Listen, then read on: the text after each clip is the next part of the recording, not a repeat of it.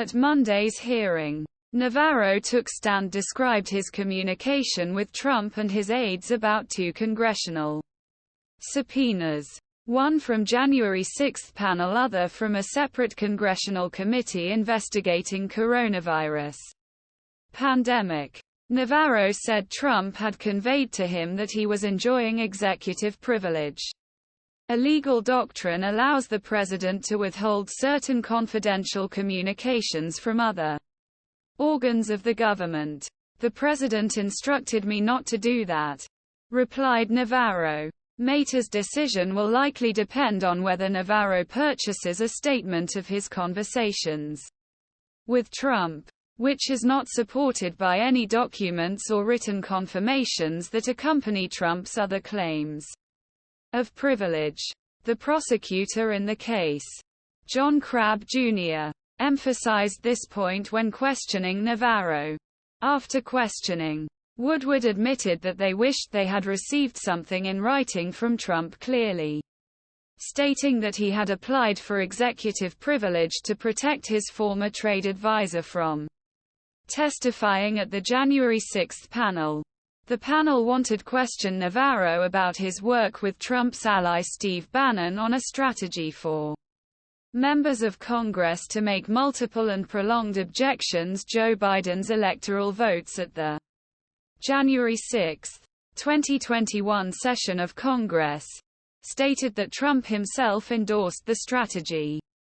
Navarro also published reports of allegations of widespread in the 2020 election.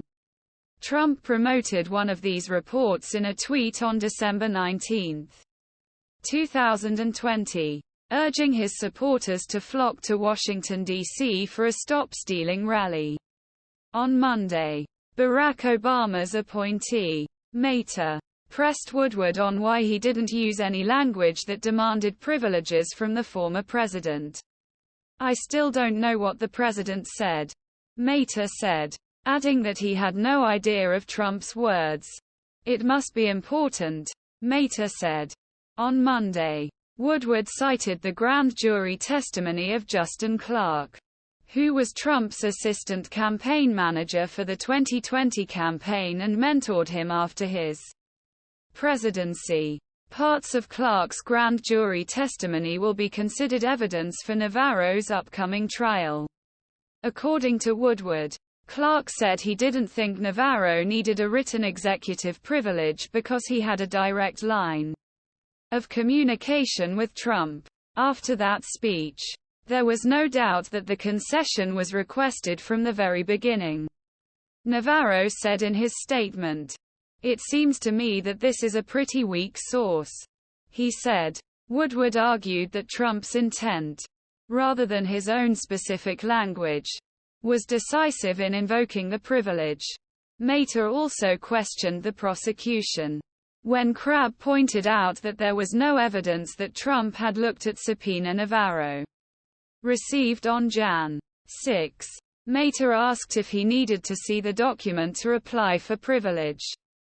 Crabb said Trump would not have to see the document in person. This argument did not seem very convincing to the judge. He said that protecting presidents from embarrassment is an important fair to